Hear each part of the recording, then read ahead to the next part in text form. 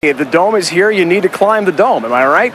Underneath, guys, there are 2 tanks, water tanks, that feed all the plant life, 20,000 gallons each. There's a 50-foot simulated desert mountain inside and nocturnal life that's really incredible. If anyone is nearby or planning to come to the College World Series, make it a point to come to the Henry Dorley Zoo and check out this desert dome.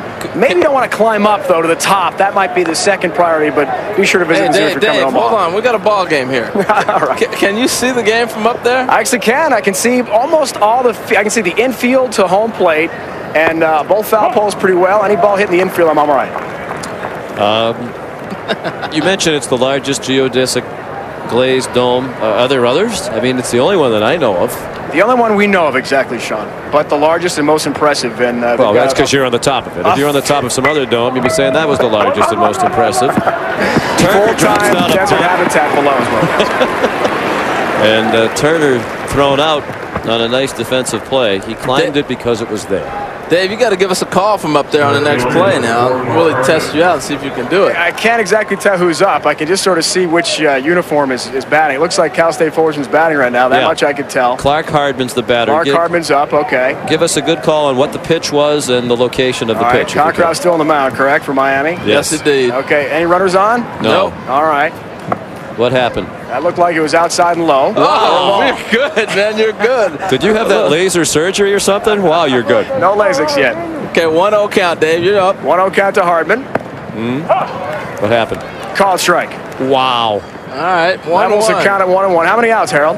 There's 1 out. 1 down. Cockcroft out of the wine here. 1-1 pitch. Yep. It's hit.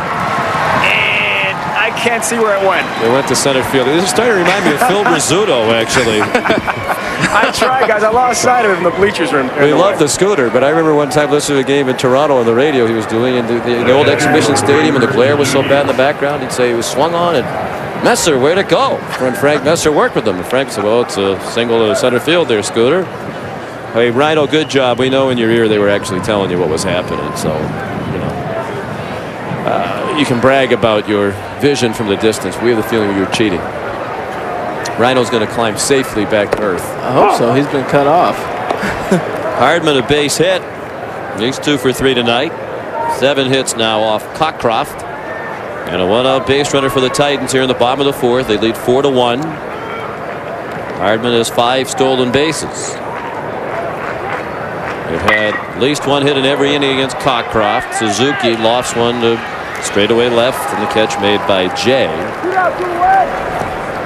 Suzuki now 0 for 3. He keeps trying to challenge that win, and it's just not going to happen tonight. Although we got out in front of that one a little bit, so more than likely would have been a pop out anyway.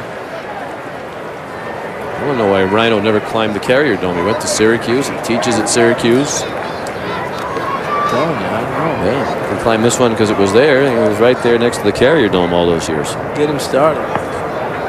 Piloteri is the batter. PJ reached on an error by Gabby Sanchez, the third baseman, and scored last inning. He's 0 for 2. Cockcroft comes pretty close to a balk. You know, under the college definition, you got to have that 45-degree angle. And if you start to home and you deceive the runner, the home umpire can call it. A base hit to left for Piloteri. On to second goes Hardman. And they're trying to get something done with 2 outs again. With 2 men on. Tuesday night, ESPN's summer-long 25th anniversary celebration continues. Who's Number 1 will count down a different top 25 list each week. It's hosted by Stuart Scott. It airs every Tuesday night at 7 Eastern. Bob Lee looks at the 25 biggest sports-related stories of the last quarter century on the Headlines, which airs every Tuesday night at 8 Eastern. ESPN 25, Who's Number 1, and the Headlines Tuesday beginning at 7 Eastern on ESPN. Of course, we'll be back tomorrow night on ESPN 2 with more coverage of the College World Series. Danny Dorn singled to left and scored in the second, fly to left in the third. That base hit by Piloteri got Alex Blanco back up in the bullpen for Miami.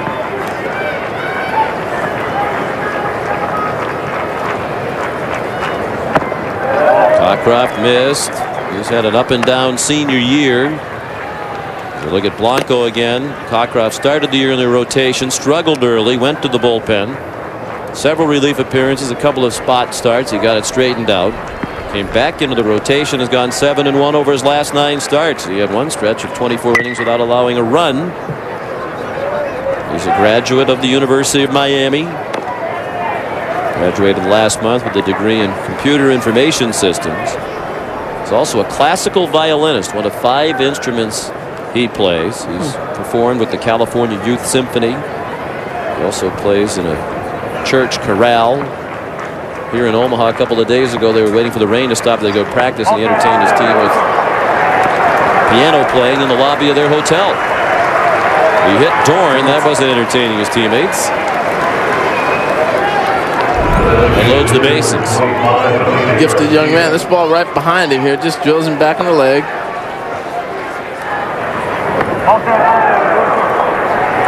I guess if you're going to get hit, that's the place to get hit. Well, he had a record for hit batsman last year, and we're on pace to beat that record this year. Well, they try to pitch inside a lot in college baseball now with the new balance of the aluminum bat. You can try to get inside and get in to where hitters aren't getting extended. You're going to hit guys. You're learning. It's going to happen. Kraft said he was trying to be too perfect earlier in the year when he struggled. He wants to be more aggressive. That means pitching inside in part. Here's Felipe Garcia, who's already had a good night. 2 singles to left and a run scored. Bases loaded, 2 outs. The Titans trying to build on a 4-1 lead in the 4th.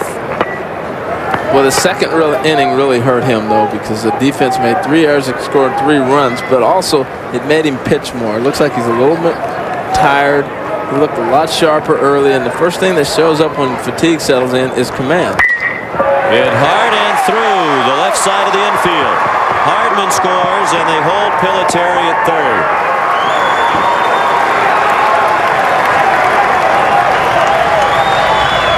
Starting to get the ball up a little bit. They're getting some pretty good swings on him. And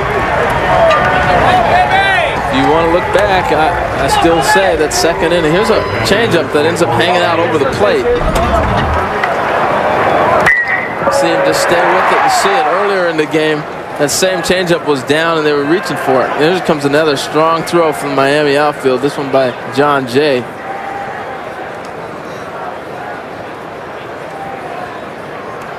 Can't wait much longer now, and I think they're going to take him out of there. Big night for Felipe Garcia, 3 for 3 with an RBI single here to knock out Cockcroft. Alex Blanco, the new pitcher, when we come back.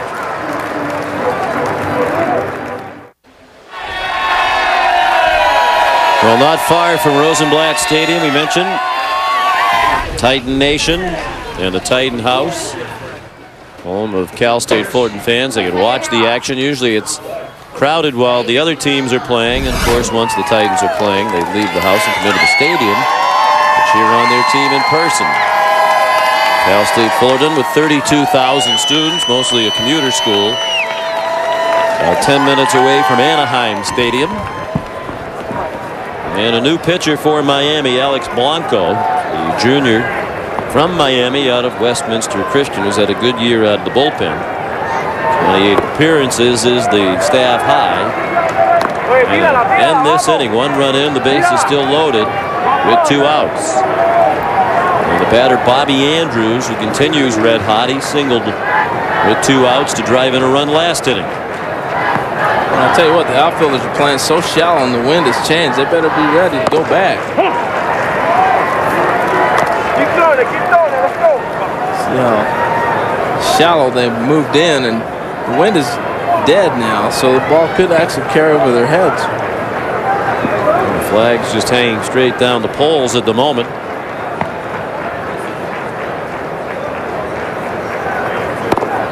Breaking ball as Andrews looked to bunt.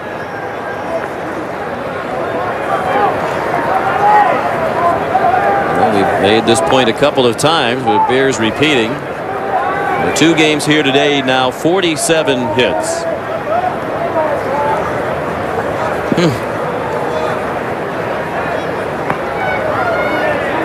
All but 1 a single. It's even alarming that we're sitting here saying 47 hits more. 47 hits in 2 games is a lot of base hits. Let alone singles. That's a lot of hits. 2-2 on Andrews.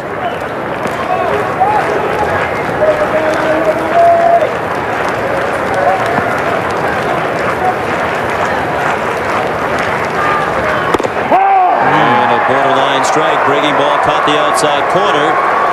So Blanco comes in to strike out Andrews and end the inning. They settle for 1 run to the Titans. They've left 8 on base. They lead 5-1.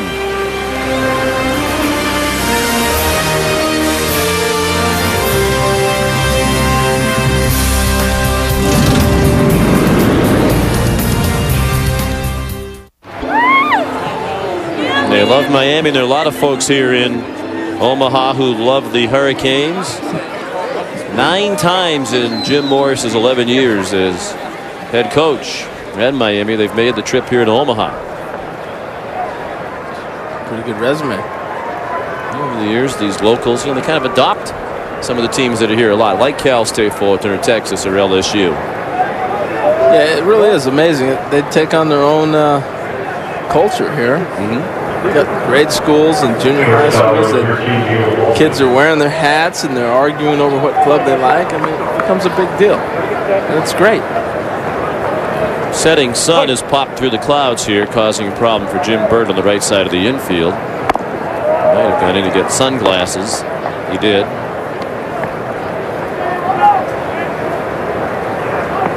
Alex Blanco begins his first full inning of relief. That sun shining right into the face of those on the right side of the field, in both the infield and the outfield. Bill Walton looks at ball 2. He reached on an error and drove in a run in the second inning. Single to right in the third. Walton and then Prettyman, then back to the top of the order.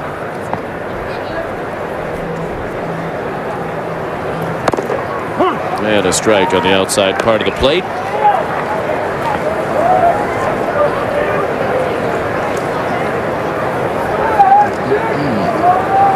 Walton tall for a shortstop, 6'5". Yep, with a terrific arm. Strike at the knees, caught awkwardly by San Pedro, but still called a strike. He's got great hands. He made a nice play the other day too. Fundamentally sound, circling the ball, slipped, showed the ability to get himself back under control and throw a strike across the diamond. Check swing, wanted to peel, strike 3, says Dave Buck. Walton didn't think so, and he goes reluctantly back to the dugout. The first out of the inning. I think he went. I do too. I still do. And so did Mr. Umpire. So I'm sorry, Neil, you got to go back. 1 out, and the batter is Prettyman, who lofts one to right. Giannotti deals with the sun just fine. 2 outs. Prettyman, from an athletic family. His dad is the athletic director at Cal State Dominguez Hills, a university in Carson, California, near Los Angeles. His dad was a candidate a few years ago to be the athletic director at Cal State Fullerton. He did not get the job. A few months later, the Titans were trying to entice Prettyman to come play baseball for them. The dad still wasn't all that fond of Cal State Fullerton. It'd be tough. Yeah. Ronnie was also an outstanding basketball player in high school. Thought about playing collegiately, but decided he had a brighter future in baseball. Justin Turner, former bat boy for the Titans growing up back in the mid-90s. You know, it was his dream to play for this school. His dad, John, longtime friend of the hitting coach Vanderhook. Maybe he'll be a Titan someday. They recruit those bat boys. I shouldn't say they recruit them. They end up being there. Well, it's amazing what they've done at that school. You mentioned recruiting. The recruiting budget is $12,000. Turner out on the ground ball, and it's a 1-2-3 inning for Blanco. That is microscopic compared to a lot of the major programs around the country. Though he talked about the bat boys, let's take an all-access look at Cal State Fullerton and their bat boy tradition. I grew up a Titan my whole life. I was a bat boy for them for 3 years, 96, 97, 98. I was a bat boy for 2 years when I was 11 and 12. It was just fun. Like, you can feel like the electricity when you're in the dugout, like even at that young age. You know, just the tradition and the respect that you get just for wearing a bat boy's uniform, let alone a Titan uniform. I mean, I felt like the most special kid in the world being able to hang out with these guys. They were my heroes. If you have an opportunity to do what I did, bat boy, I'd definitely take that chance. I mean, you learn so much, not just about baseball, but I mean, just being a person in general, and just get out there and practice hard and make it someday. And we appreciate the access provided us by the schools. Were you ever a bat boy? No. I used to be. I have 4. Well, look back at history in the making. Dave Ryan and his entourage scaling back down the geodesic glazed dome as part of the Doorly Zoo right behind Rosenblatt Stadium. Those beautiful views courtesy of Monster.com cam. Looking down, another record crowd and a very well pitched game by Ricky Romero. He's limited Miami to 5 hits. J.D. Cockcroft, the starter for Miami, victimized by 4 errors.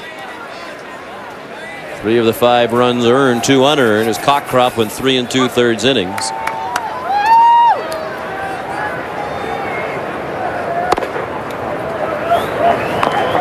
Blanco missed outside. He's been terrific, an inning and a third of perfect relief to keep them within striking distance. Clark Hardman 2 for 3, facing Blanco for the first time. Freshman hits it in the air in the left. And the catch made by John Jay. I don't know where my partner went, but he's disappeared on me. Does anyone know where Harold is? Tell you what, Sean, I'm up here in, Home Depot built this area for us, and we got to show you off some of the things that we've been able to do so many great demonstrations with. We've got helmets, catcher's gear. You saw me in that crazy, ridiculous outfit. Bats, wood, metal bats, gloves. So we can come over here and do pretty much anything we want. Jeff Brantley, Kyle Peterson, myself, the analysts in this series. We get to come up here and do all kinds of stuff. Sean, I know you're probably going to try to steal one of these gloves at the end of the series. I'm not going to let you have it, though. No, I have 2 already back in the hotel. Well, how come you guys get to play up there and the play-by-play guys don't, though? I mean, that looks like so much fun.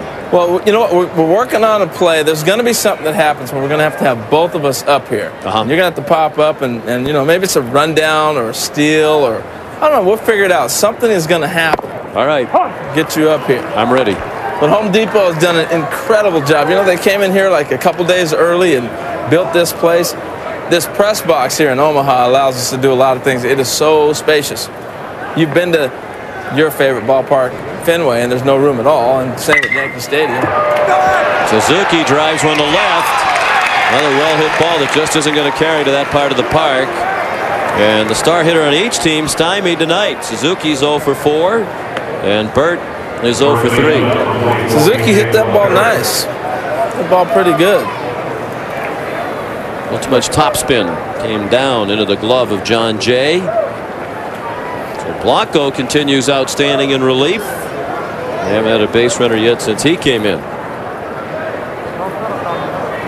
Bottom of the 6th, 5-1 for the Titans of Cal State Fullerton. So what's your favorite press box? In the major leagues? I'll tell you, the one I was in the other night for the first time in San Francisco. He's pretty good. Is that nice? Now SBC Park. Perfect height behind home plate. But you're right. They don't miss anything here at Rosenblatt Stadium, and that includes the press box, all the ancillary areas. They're not just adding seats to make money. They're doing everything to make this a world-class facility. It's incredible. I mean, we get a chance to, in Yankee Stadium, I'm sitting right next to you. And yes, there's no room. You got your whole area over there. You got your working space, and I can sit over here and just chill out while you do the game. Inside comes Blanco and Piliteri. Yeah, obviously the folks here in Omaha got the memo that most of the ESPN announcers really don't like each other. So there it is. I can keep my distance. We could play ping pong across this booth. I'm telling you, we really could. And you have your own little table over there. I have my own little table. We got this whole thing wired. I mean, you got the wireless mic that I'm on right now. And I can put the headset on, call the game with you. But the wireless mic allows me to freely move around the press box and do. I mean, it's great. I love coming here. Because you can teach the game of baseball. I really enjoy doing that. I think we do a pretty good job. You do it very well. Well, not necessarily me, but I think the whole crew. We do a great job of bringing baseball to everybody. And it's a great level to teach the game of baseball at. Terry chased one about eye high, popped it up out of play. I know I can speak for Mike Patrick and Dave Barnett too, though, that next year the play-by-play guys are hoping maybe we can get the little wireless mic, walk around, talk to people, mingle, kind of anchored here to the desk with the headset. I can go get food. And you do. Hey. Yes, you do. You're well fed here. Great food park here too.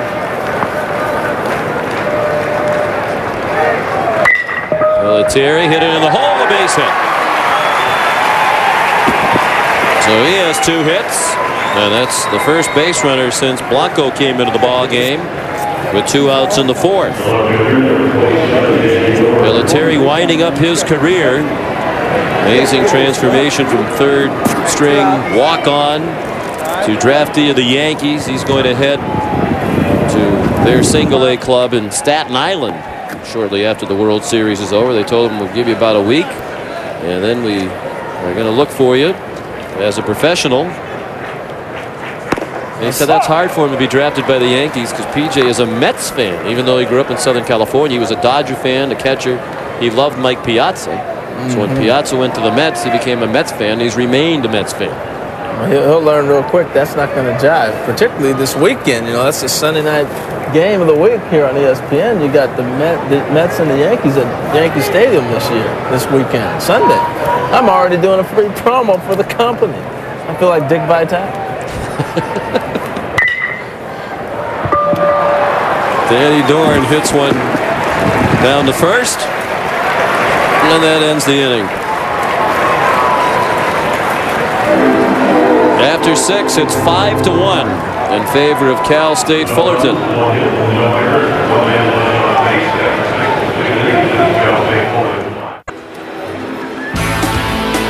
Well, the Jim Burts, senior and junior, have had a lifelong, very close father-son relationship. Remember these images when Jim Jr. was 5 years old and Dad won the Super Bowl with the Giants, and Dad agonizing tonight. Jim Burt Jr. came back for his senior year. He was drafted last year by the Toronto Blue Jays. Dad called Coach Moore, said, "You want him to come back?" He said, "Of course I do." So, all right, he's coming back. And one of the reasons Jim Jr. came back was to win the College World Series. One more shot at a championship. They won in 2001 when he was a freshman and started only 14 games. His only appearances in 2001 were as defensive replacements.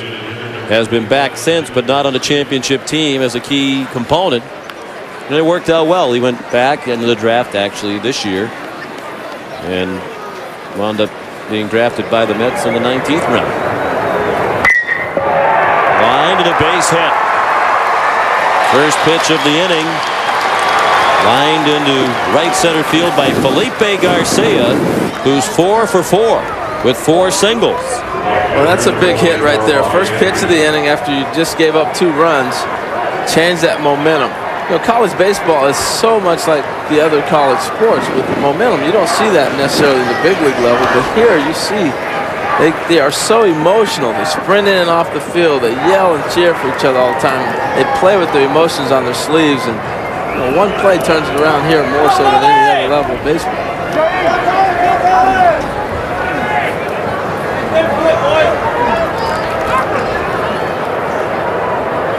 Base hit by Garcia, the second given up by Alex Blanco. He's pitched 2 1/3 innings relief. They do have action in the Miami bullpen now. The bunt is popped up by Andrews, but it falls in foul ground.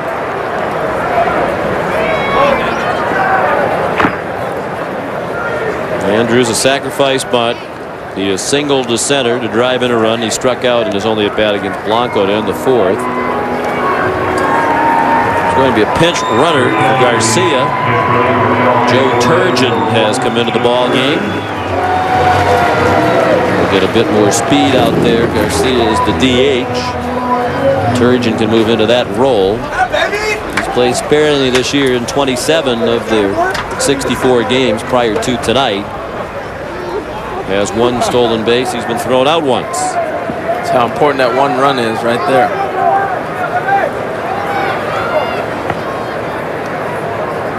dugout. And we've talked about this difference with the first baseman crashing. Now the third baseman's crashing. The first baseman has to hold in this situation because he has a runner on the base.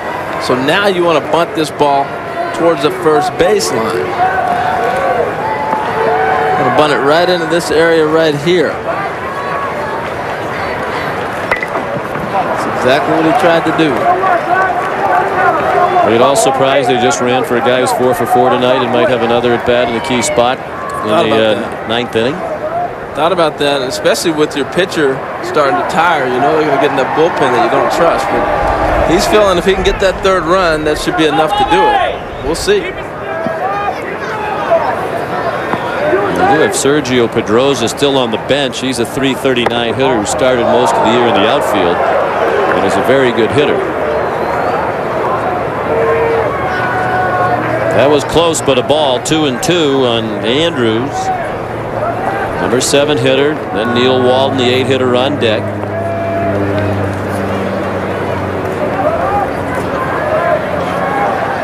Well, he squared around the bunt. The third baseman charged so far in, he decided to pull back. Now he's going to go ahead and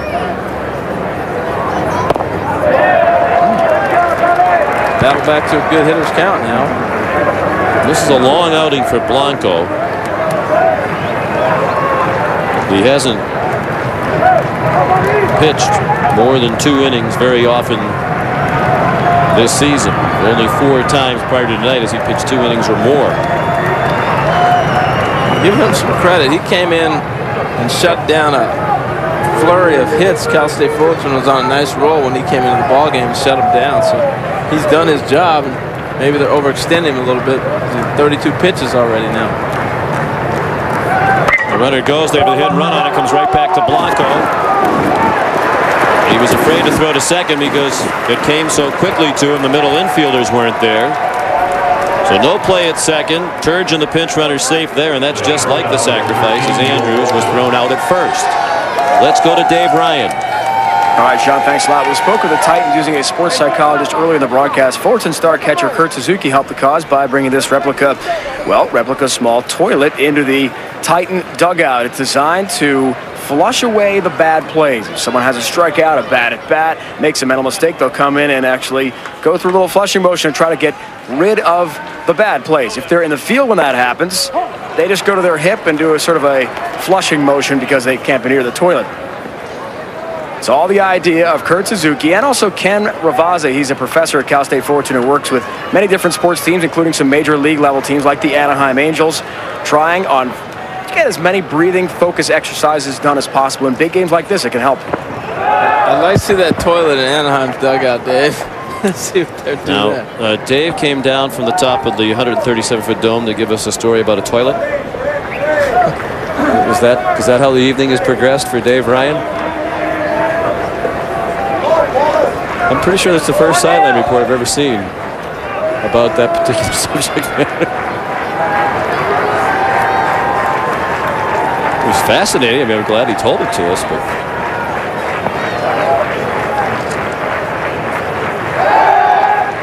the look towards second by Blanco. Neil Walton, the batter, he's driven in a run when he reached on an error back in the second. He is singled to right and struck out. Ken Ravizza, one of the best in his field in the country. He's written books. And the coaches really believe in the importance of the principles of sports psychology that he has taught these players. Heads up baseball, 1 pitch at a time is his book. And we mentioned the breathing techniques, and we've seen it over and over again tonight. From pitchers and hitters. George Horton says you'll see our hitters take a lot of time at the plate, but we have kind of a mental checklist of things we want them to do to stay focused and stay relaxed. A lot of that comes through the work with Ken Ravizza. So we teach the mental game. I guess it's like golfers. You know, golfers are taught to have a pre-shot routine, and he wants their hitters and pitchers to have the same thing. Yeah, the only difference with that, though, is a lot of times the ball's not where you want it in baseball. And that's important, I think, to visualize and to understand things. Walton hits a ground ball to second. Played nicely by Ricks with a late high hop. On to third, the pinch runner Turgeon with 2 outs in the 7th. Cal State Fullerton trying to add to a 5-3 lead. Guess we flushed that one away right there. Well, is that a flusher though? I mean, he got it on the right side. I know with 1 out, you're probably not thinking that much about getting it on the right side. But is that worthy of a flush? Put it behind you? Well, that was good at bat. You want to stay positive with that one. We'll keep that one. We'll keep it.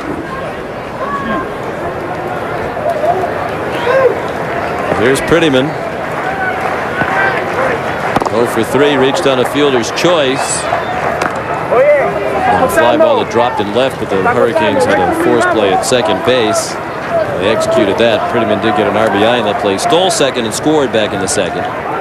Has grounded out and fly to right since. Miami just scored 2 in the top of the inning to get within 2 runs, and there's Prettyman with one off the glove of Burt for a hit. We think a hit.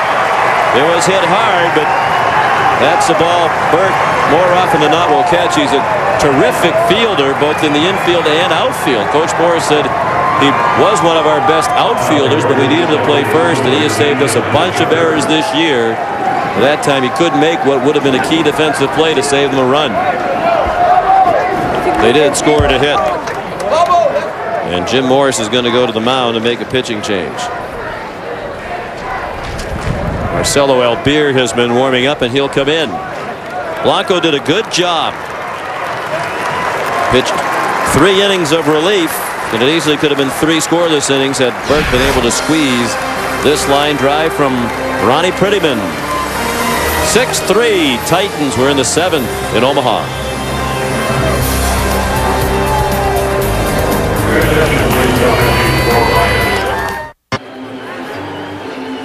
Sun setting here in Omaha, Nebraska. The beautiful views are courtesy of the Monster.com cam.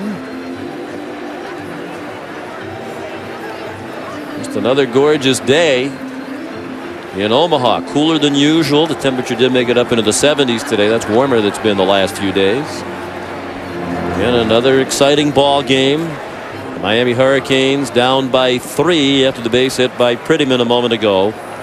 That sent Blanco to the dugout after 3 good innings of relief. And the new pitcher in for just the 9th time this year is Marcelo Albir. Again, their bullpen is a little bit shaky. Coach Morris had to suspend for the season his best setup man and his closer. So they've been forced to go to younger, less experienced pitchers who, for the most part, done a pretty good job. But they're not always quite certain what they're going to get when they go to this bullpen. We need to come up big right here because the offense was starting to get on a roll, and I'm interested to see what Romero is going to have. And you play Cal State Fullerton to get into that bullpen, and Miami's got them right there on the brink right now. Beer's first pitch is a ball low to Justin Turner. And there's a beach ball on the field.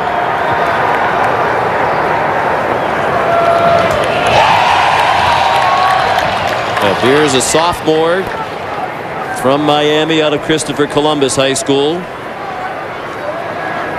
2nd year working out of their bullpen.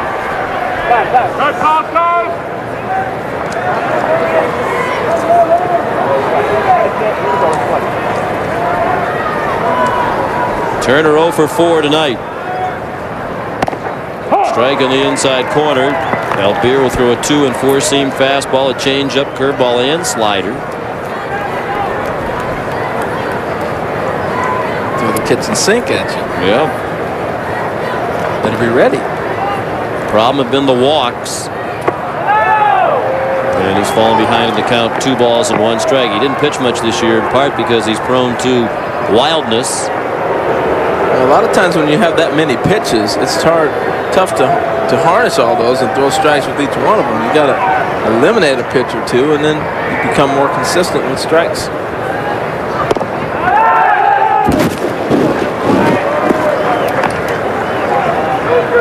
Three balls and a strike to count. Oh, Well, as has been the case for Miami for much of the night. Top of the order not doing a lot for Fullerton. It's been the bottom part, 6 through 9 hitters who are combined 7 for 15 with 5 runs batted in and 3 runs scored.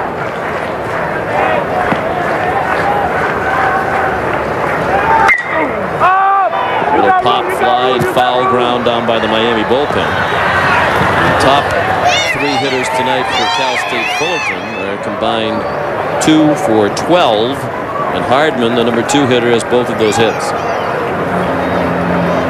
You know, last year, remember Turner was bunting on a play last season when he was here at the College World Series, and the ball ran back in on him, hit him in the face. And on that same play, he ends up breaking his ankle. Which they didn't know till later. Yeah. Because they were so concerned about getting hit in the face, and he didn't have any broken bones in the face, fractures. He's been able to come back, hang in there on inside pitches like that one right there, fights it off for a hit. Looped over the head of the second baseman, Ricks. On to third, Prettyman. The toughest thing to do after you've been hit like that is to come back and get back in the batter's box. Been getting pitched inside a lot this year. Average suffered a little bit, but it looks like here he just fights one off, flips it over to second base. That ankle still bothers him. He's had problems with the tendons in the ankle. He's had tendonitis. He's been hobbling around all year. 13 hits, all of them singles. They won the first game against South Carolina 2-0 with 5 hits. Only 1 extra base hit, a double by Danny Dorn. So they're 1-0 and 3 runs ahead in this game, and they've had 1 extra base hit in nearly 16 full innings. Wow. J.D. Arteaga, the pitching coach, out to the mound. No action, so they're going to hope that Albier will get out of this inning.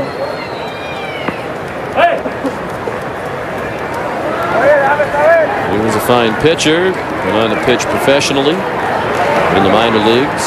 Got talked out of professional ball with the offer to become the pitching coach back at his alma mater. Ended his pro career. Called his good friend Alex Rodriguez, and they sat down, and he said, "Hey, I got an opportunity to go pitch, be the pitching coach at Miami, or I can continue to flounder here in the Ranger organization." Alex said, "Hey, I think you better go ahead and take that job in Miami." And he says, best move he's made since. Clark Hardman's already had a good night. He drives the 1-0 pitch to center. Didn't get enough of it, and Barton makes the catch. The Titans get 1. They strand 2. They've left 9. And after 7, it's Cal State Fullerton 6 and Miami 3.